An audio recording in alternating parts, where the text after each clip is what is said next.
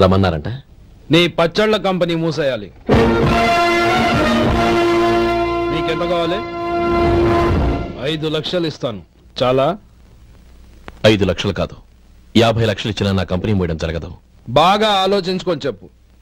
ఈ వ్యాపారంలో పుట్టి పెరిగినోడిని, నాతో పోటీ పడకు.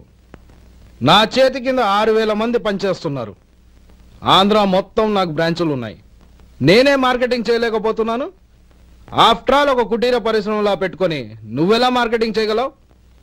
6000 మంది వర్కర్స్ ని పెట్టుకుని ఆంధ్ర మొత్తం బ్రాంచీలున్న మీరే నా కంపెనీ చూసి భయపడుతున్నారంటే నా సరుకులో నాణ్యత ఉందనేగా. ఆ నాణ్యత ఉన్నంత వరకు నాకెవరూ పోటీ కాదు. ఈ ప్రపంచంలో నేను ఎక్కడైనా మార్కెట్ చేయగలను. వస్తాను.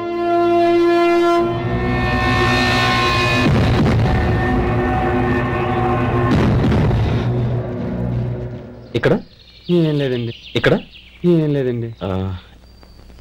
ఇప్పుడు ఊపిరి పీల్చి బిగబట్టు. నెమ్మదిగా వద్దు. ఓకే, లే. నెమ్మదిగా ఇలా వచ్చి కూర్చో. ఏం లేదు, మామూలు కడుపు నొప్పే. ఈ టాబ్లెట్స్ 3 రోజులు వాడు. ఎలా వాడాలో ఇందులో రాశాను. Token number 29. టౌన్ డాక్టర్ భయపెట్టేశాడు, ఆపరేషన్ అది ఇదని. కానీ ఈ డాక్టర్ బాబు ఏమీ లేదని చెప్పాడు.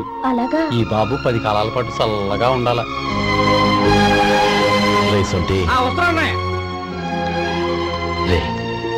భగవంతుడి దయ వల్ల తమ్ముడు హస్తవాసి మంచిదని అప్పుడే పేరొచ్చిందిరా. తమ్ముడిని దగ్గరుండి జాగ్రత్తగా చూసుకో.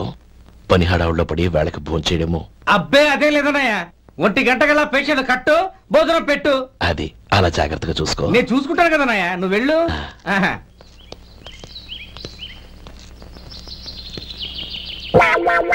అయ్యో, ఏంటయ్యా ఉంటున్నా ఈ దెబ్బలు? ఏదైనా యాక్సిడెంటా? అదేం కాదండి. మరి గోరు కొరికినందుకు ఎలక్ట్రిక్ స్తంభాన్ని కట్టేసి ఇలా రక్తం వచ్చేలా కొట్టారండి. ఊరు కొరికినందుకు ఎలక్ట్రిక్ స్తంభాన్ని కట్టేసి ఇంతలా కొడతారా? వాళ్ళతో మనుషులా, రాక్షసులా?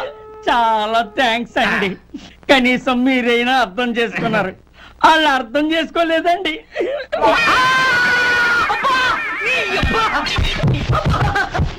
గోరు కొరకడం అంటే ఇదా? నిన్ను కొట్టడం కాదురా, నిలువురా నరికేయాలి. సెప్టిక్ అవుతుందో ఏమిటో. మన 2 ఊర్ల పొలిమేరలో ఉన్న ఈ మల్లికార్జున స్వామి వారి దేవాలయం జీర్ణదశలో ఉందన్న విషయం మీ అందరికీ తెలుసు. ఇన్నాళ్ళు మీ ఊరు వాళ్ళు పట్టించుకుంటారని మా ఊరి వాళ్ళు, మా ఊరి వాళ్ళు పట్టించుకుంటారని మీ ఊరి వాళ్ళు దీన్ని ఇలా వదిలేశారు. ఈ గుడి మీ ఊరికి ఎంత ముఖ్యమో మా ఊరికి అంతే ముఖ్యం. కాబట్టి మన ఇరు గ్రామ ప్రజలు కలిసి దాన్ని బాగు చేయించి కుంభాభిషేకం చేయించాలనే సదుద్దేశంతో ఒక కమిటీని ఏర్పాటు చేశాం. ఈ కమిటీలో 2 గ్రామాలకు సంబంధించిన ప్రముఖులు ఉన్నారు. కమిటీ ప్రెసిడెంట్ గా ఎవరిని ఎన్నుకోవాలనే విషయంలో శ్రీ గోపాలరావు గారి పేరు, శ్రీ లక్ష్మీపతి గారి పేరు పరిశీలనలోకి వచ్చాయి. అందువలన మేమందరం బాగా ఆలోచించి తర్జన భర్జనలు చేసిన మీదట శ్రీ గోపాలరావు గారే అన్ని విధాలా ప్రెసిడెంట్ పదవికి అర్హులని ఈ కమిటీ నిర్ణయించడం జరిగింది. అంచేత ఈ ఉభయ గ్రామ ప్రజలు శ్రీ గోపాలరావు గారికి ఉదారంగా విరాళాలు అందజేసి ఈ శుభకార్యాన్ని జయప్రదం చేయవలసిందిగా కోరుతున్నాం. ఏంటి ఇంకా రాలేదా? ఏంటయ్యా, టైం 10 అవుతోంది. బోర్డు మీద 10 గంటలని రాసింది. మీ డాక్టర్ ఇంకా రాలేదు. అసలు మీ డాక్టర్ కి టైం సెన్స్, పంక్చువాలిటీ ఏమైనా ఉన్నాయా? ఇంతకీ మీరెవరండి? నేను డాక్టర్ అమ్మని.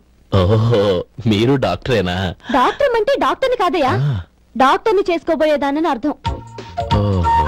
అవును, నువ్వెవరు? నేను ఇక్కడ టోకన్ ఇస్తూ ఉంటానులేండి. తప్పుకోవయ్యా. అవును, నీ డాక్టర్ కి ఎవరో అన్నయ్య ఉన్నాడంట కదా, ఎలాంటోడు? ఎలాంటోడంటే అదేనయ్యా, చాలా కోపిస్తని విన్నాను. ఎందుకని అడుగుతున్నారు? ఎందుకంటే వెంటయ్యా, ఆ అన్నయ్య మాట వినగానే నీ డాక్టర్ గడగడా ఉణిగిపోతాడు. అసలు డాక్టర్ చదివే తమ్ముణ్ణి అలా భయపెట్టచ్చా? తప్పు కదా? తప్పేనండి. కాని కాని నాకు మీ డాక్టర్ కి పెళ్ళవని ఆ అన్నయ్య సంగతి అప్పుడు చెప్తాను. ఏం చేస్తానండి? ఏం చేస్తానా, సంవత్సరం తిరగకుండానే కవల పిల్లల్ని కని వాళ్ళ అన్నయ్య చేతిలో పెడతాను. వాళ్ళకి 5 సంవత్సరాలు వచ్చేసరికి ఆయన్ని బాగా మొట్టికెళ్ళేస్తారు. అలా నా కసి తెచ్చుకుంటాను.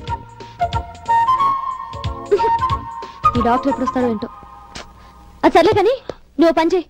మీ డాక్టర్ రాగానే నేను వచ్చి వెళ్ళానని చెప్పు. నేను అంటే ఓ, నా పేరు చెప్పలేదు కదా, నందిని. ఏం చెప్తావు? అదేనండి, నందిని గారు వచ్చి వెళ్ళారు అని చెప్తాను. గుడ్, పైకి వస్తావు.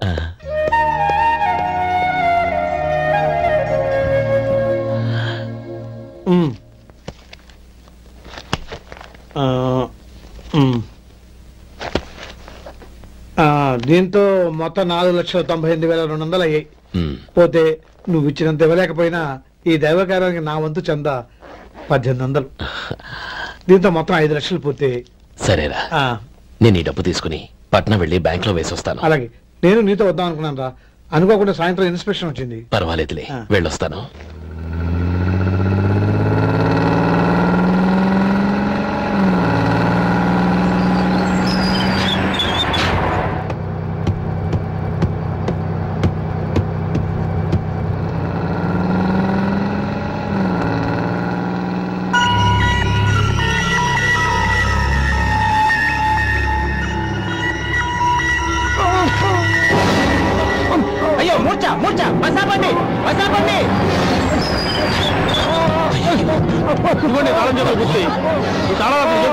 వీటి వల్ల ప్రయోజనం లేదు. 4 ఖర్చుకోకుండా పళ్ళ మధ్య పెట్టడానికి గట్టిగా ఉంటాయి.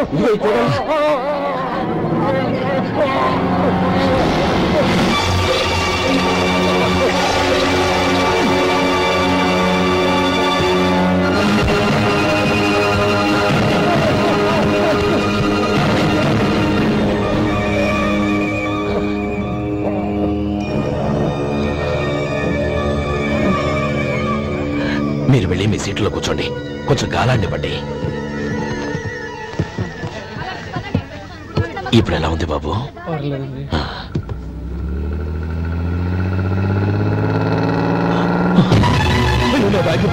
నా బ్యాగ్ ఎవరైనా చూసారా? అందులో 5 లక్షలు ఉన్నాయి. బస్తాపండి, ఎవరిని కింద దిగవద్దు, అందరినీ చెక్ చేయండి. నా అంచనా తప్పు కాలేదు. వాడి మంచితనమే వాడిని తప్పగొట్టి మన వాళ్ళని పంపించి గుడి తాలూకు డబ్బు కొట్టేశాడని పోలీస్ కంప్లైంట్ ఇవ్వండి. ఇప్పుడు ఆ స్టేషన్ ఎస్ఐ వాడి తమ్ముడే. వాడే వెళ్ళి వాడి అన్నయ్యని అరెస్ట్ చేసి వీధుల్లో నడిపించుకు తీసుకురావాలి. అది నేను కళ్ళారా చూడాలి, మనసారా సంతోషించాలి. అయ్యో గోపాలం గారు, మీరు దేవస్థానం సొమ్ము దొంగిలించారని ఎవరో పోలీస్ కంప్లైంట్ ఇచ్చారంట. మిమ్మల్ని అరెస్ట్ చేయడానికి మీ తమ్ముడు గారు వస్తున్నారు.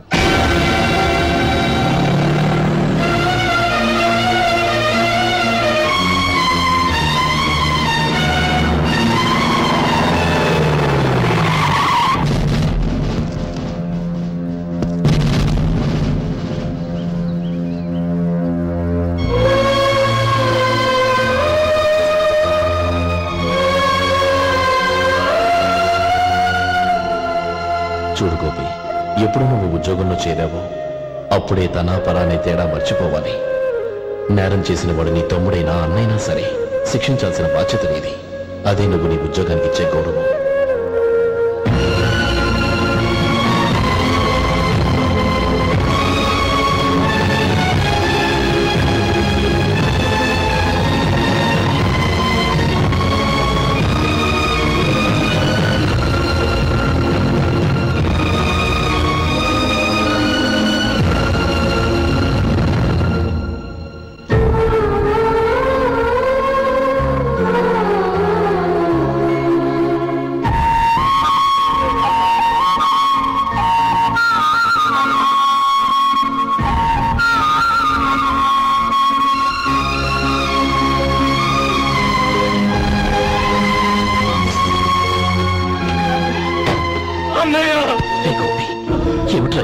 నన్ను క్షమించన్నయ్య, నేను కోరి ఉద్యోగుల చేతులు మాట్లాడమే, కానీ ఇలాంటి పరిస్థితి ఎదురవుతుంది అనుకోలేదు.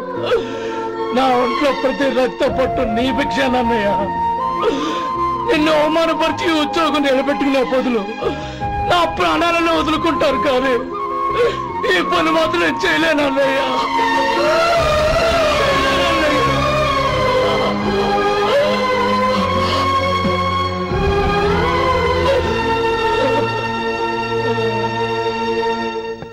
ఏరా, ఇన్నేళ్లు కష్టపడి సంపాదించిన ఉద్యోగానికి రాజీనామా చేస్తావా? కనీసం నీ పెళ్ళాం ఏమనుకుంటుందోనని ఆలోచించావా? ఇందులో అనుకోవడానికి ఏముంది మామగారు? ఎండనక వాననక కష్టపడి ఓ తండ్రి కంటే ఎక్కువగా ఈయన్ని పెంచి పెద్ద చేశారు బావగారు. అలాంటి దేవుణ్ణి అరెస్ట్ చేసే ఆ ఉద్యోగం ఈయనకు అవసరం లేదు. బాగుంది. అన్నకు తగ్గ తమ్ముడు, తమ్ముడికి తగ్గ పెళ్ళాం. సరే, మీ ఇష్టం. నానమ్మ, అన్నయ్యడి. నమస్కారం అండి. ఓ నువ్వా? రా కూర్చో. పర్వాలేదండి. ఏంటి ఇలా వచ్చావు? ఆ రోజు నా కంపెనీని మూసేయమన్నారు. ఇప్పుడు నేను మూసేయడానికి సిద్ధంగా ఉన్నాను. దానికి ప్రతిఫలంగా నాకు 5 లక్షలు కావాలి. అలాగే, నీకు కావలసిన 5 లక్షలు నేను ఇస్తాను. చాలా థ్యాంక్స్ అండి. కానీ మీరు మీ కంపెనీని మూసేయక్కర్లేదు. సార్? అవును మిస్టర్ మధు, మీ అన్నగారికి జరిగిన అన్యాయం గురించి తెలుసుకున్నాను. మీ కుటుంబం గురించి కూడా విన్నాను. సహజంగా అందరూ ఐకమత్యానికి ఉదాహరణ రామలక్ష్మణులు అంటారు. కానీ ఆ రామలక్ష్మణులు ఎలా ఉంటారనేది పుస్తకాల్లో చదవడం తప్ప ఎవ్వరూ చూడలేదు. మీ అన్నదమ్ములను చూస్తే ఆ రామలక్ష్మణులు ఇలాగే ఉండేవారేమో అనిపిస్తుంది. అలాంటి కుటుంబానికి ఇలాంటి ఇబ్బంది రావడం నిజంగా దురదృష్టం. రామునికి హనుమంతుల్లా కాకపోయినా ఏదో వృత్తాభక్తిగా నా వల్ల వీలైన సహాయం ఈ 5 లక్షలు తీసుకో. మీ కంపెనీ పేరు మీదే అన్ని సరుకులు తయారు చేయండి. నేను వాటిని ప్రపంచమంతా మార్కెటింగ్ చేస్తాను. సార్, మీ రుణం ఉంచుకోను, తొందరలోనే తీర్చేస్తాను. స్నేహితుల మధ్య రుణాలేంటి మధు? We are friends.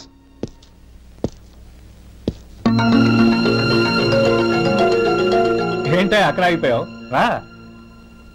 నువ్వు మీ అన్నయ్యని అరెస్ట్ చేయడానికి అట్టెళ్ళావు, ఆయన లొంగిపోవడానికి ఇటు వచ్చారు. అవును, యూనిఫామ్ చేత్తో పట్టుకొచ్చావేంటి? సార్, నేను రే, ఈ మాత్రం దానికే బెదిరిపోయి ఉద్యోగం వదులుకుంటావా? నువ్వు ఇలాంటివి ఎన్నో సమర్థవంతంగా ఎదుర్కోవాలి. నిన్ను నేను ఎస్పీగా చూడాలి. అది కాదన్నయ్య. ఇంకేం మాట్లాడకు. ఇన్స్పెక్టర్ గారు, నన్ను లాకప్ లో పెట్టండి. ఆగండి సార్, ఆ డబ్బు ఎక్కడికి పోలేదు, నేనే తీసి జాగ్రత్త చేశాను. ఈ విషయం అన్నయ్యకి తెలియక బ్యాగులో డబ్బు కనబడకపోవడంతో అది పోయిందనుకున్నాడు. నేను పట్నం నుంచి వచ్చేసరికి జరిగిన గొడవంతా తెలిసిందే. రే మధు, జరిగిన దానికి నన్ను క్షమించనయ్యా. ఇంటికి వెళ్ళాక అన్ని వివరంగా చెప్తాను. సార్, ఇదిగోండి 5 లక్షలు. ఇది కమిటీ వాళ్ళకి అప్పగించి ఈ కేసు కొట్టేయండి సార్. భలే వాడివయ్యా, తీసినప్పుడు ఒక మాట ఆయనతో చెప్పుండొచ్చుగా. అనవసరంగా పెద్ద స్టేషన్ వరకు రప్పించావు. Sorry sir. అన్నయ్య, మీరింటికి వెళ్ళండి, నేను లెక్క అప్ప చెప్పేసి వస్తాను. వస్తానండి. అలాగే. ఎలా దెబ్బ కొట్టాలన్నా కుదరటం లేదు. అయినా వీళ్ళకు ఉన్న పళ్ళంగా 5 లక్షలు ఎలా వచ్చాయి? అదే బావా, నాకు అర్థం కావటం లేదు. నీకు అర్థమైతే ఆశ్చర్యపడాలి కానీ అర్థం కాకపోతే ఆశ్చర్యమేముంది? Useless fellow.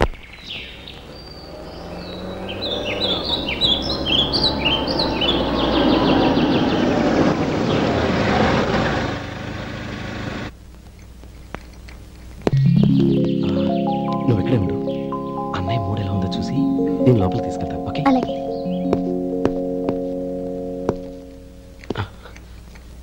అన్నయ్య, ఏంట్రా? నేను చాలా రోజుల నుంచి నీకు విషయం చెప్తున్నాను, గుర్తుందా? ఏ విషయం? అదే అన్నయ్య, నేను ఓ అమ్మాయిని లవ్. ఓహో, లవ్ చేస్తున్నావా? ఆ విషయం నువ్వు నాకెప్పుడు చెప్పావురా? ఊళ్ళో అందరూ అనుకుంటుంటే నేను విన్నాను. సారీ అన్నయ్య, నీకు చాన్నాళ్ళుగా చెప్పాలనుకుంటున్నాను కదా, అందువల్ల చెప్పేశానేమో అనుకున్నాను. ఓహో, ఆ అమ్మాయి వచ్చిందన్నయ్య, బయట నిలబడి ఉంది. బయట నిలబెట్టడం ఏమిట్రా? లోపలికి తీసుకురా. అలాగే అన్నయ్య. ఏయ్, అన్నయ్య మంచి మూడ్లో ఉన్నాడు, రా. కమ్.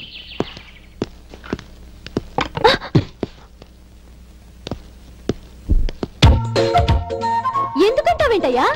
ఆ అన్నయ్య మాట వినగానే మీ డాక్టర్ గడగడ వణికిపోతాడు. అసలు డాక్టర్ చదివే తమ్ముడిని అలా భయపెట్టచ్చా? తప్పు కదా? తప్పేనండి. అదేంట్రా, మనిషో పక్కనుంటే నమస్కారం ఇంకో పక్కన ఉంది? అది మర్యాదనయ్య, మర్యాద. ఆహా, అవును, నీ పేరేంటమ్మా? నందిని. నందిని. నందిని అన్నయ్య. ఏ, ఆ మొక్క తను చెప్పలేదా? పెద్దలంటే మహాగౌరవం అన్నయ్య, మేమిద్దరు ఇంత క్లోజ్ ఫ్రెండ్స్ కదా, ఆయన నాతో కూడా ఎక్కువ మాట్లాడదు. ఓహో, కదా. నాకు మీ డాక్టర్కి పెళ్ళవని, అప్పుడు అన్నయ్య సంగతి చెప్తాను. ఏం చేస్తానండి? ఏం చేస్తానా? సంవత్సరం తిరగకుండానే కవల పిల్లలు కని వాళ్ళ అన్నయ్య చేతిలో పెడతాను. వాళ్ళకి 5 సంవత్సరాలు వచ్చేసరికి ఆయన్ని బాగా ముట్టిగలేస్తారు. అవును, అమ్మాయి మోహం చూడకుండా నిర్ణయంలో తీసుకోనరా? తలెత్తు. ఏం చెప్తావు? అదేనండి, నందిని గారు వచ్చి వెళ్ళారని చెప్తాను. గుడ్, పైకొస్తావు. ఈయన మీ అన్నయ్య? అవునే. నందిని ఏమైంది? ఎందుకు ఏడుస్తున్నావు? ఈయన మీ అన్నయ్యని తెలియక తెలియక హాస్పిటల్ దగ్గర మర్యాద లేకుండా దురుసుగా మాట్లాడాను. ఆయన ఈ పెళ్లి ఒప్పుకోరు. ఊరుకో, అలాంటి చిన్న చిన్న విషయాల్ని మా అన్నయ్య పట్టించుకోడు. అయినా నేను కన్విన్స్ చేస్తాను కదా. ఆయనకంత అవమానం జరిగాక ఎందుకు కన్విన్స్ అవుతారు?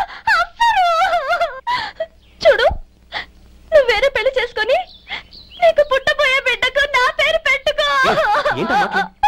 నేనే నుయ్యో చూసుకుంటాను. అదిగో ఆ చూపు చూడు, ఆ చూపు ఒకలా ఉంది. శేఖర్, ఆ అమ్మాయి చెప్పింది నిజమే. తనని ఎప్పుడైతే హాస్పిటల్ దగ్గర చూశానో అప్పుడే నేను నిర్ణయానికి వచ్చేసాను. విన్నావా?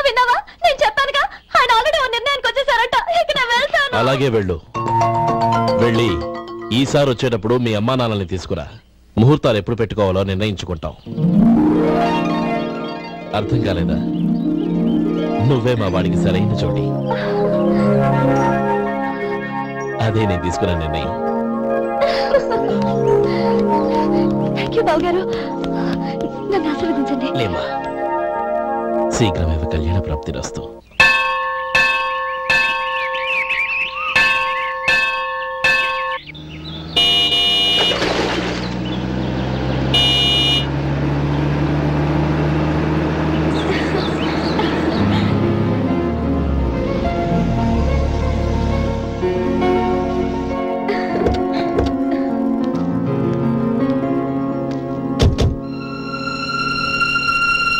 రామా,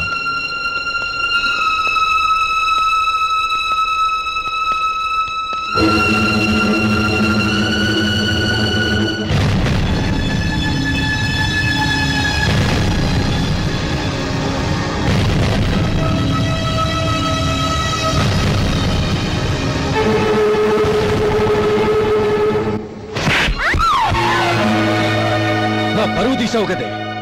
ఒక బెచ్చగాడిని నువ్వు కోరుకున్న వాడికి ఇచ్చి చేసేవాడిని. కానీ నువ్వు ఎవరిని ప్రేమించావో తెలుసా? ఎవడి నీడ సోకితే పంచమహాపాతకాలు అంటుకుంటాయనుకుంటున్నానో వాడి తమ్ముణ్ణి.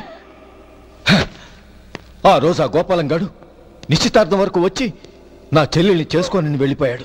ఆ ఆవేశంలో తొందరపడి ఓ పొరుగురు వాడికి నా చెల్లెల్ని ఇచ్చి పెళ్లి చేశాను. ఆ తర్వాత తెలిసింది వాడికి అంతకుముందే పెళ్లి అయిపోయిందని. వాడు పెళ్ళైన వాడైనా పర్వాలేదు, పరమ దుర్మార్గుడు. ఇంకొకరిని ప్రేమించిన దానివేగా అని దెప్పి పొడుస్తూ నా చెల్లెలికి మాటలతోనే నరకం చూపించాడు. అటు ప్రేమించిన వాడు దగా చేశాడు, ఇటు చేసుకున్నవాడు కిరాతకుడు. ఇలా చిత్రవద అనుభవించి నా చెల్లెలు ఒకరోజు స్టవ్ పేలిపోయి చనిపోయింది. దీనికంతటికి కారణం ఎవరు? వాడు అన్న. అటువంటి వాడింటికి కోడలుగా వెళ్తావా? ఒక్క మాట చెప్తున్నాను విను. నువ్వు జీవితాంతం పెళ్లి చేసుకోకుండా ఇంట్లో పడినా పర్వాలేదు, కానీ వాడి తమ్ముడితో మాత్రం నీ పెళ్లి జరగదు. రేయ్, పురోహితుని రమ్మని చెప్పు. వచ్చే ముహూర్తంలోనే నీకు నందినికి పెళ్లి.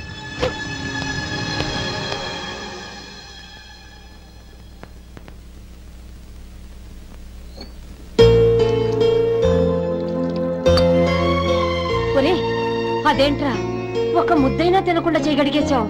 నాకు ఆకలి కాలేదు నానమ్మ.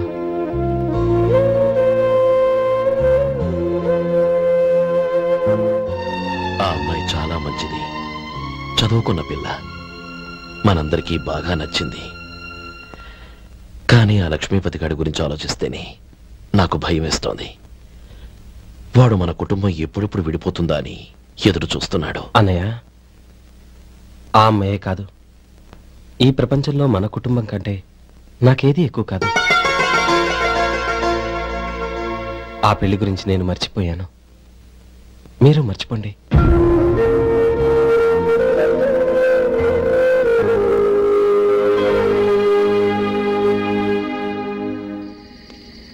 శేఖర్, నువ్వా? ఏంటి ఈ టైంలో వచ్చావు? నీతో ఓ విషయం మాట్లాడాలి. ఒకసారి బయటకు వస్తావా?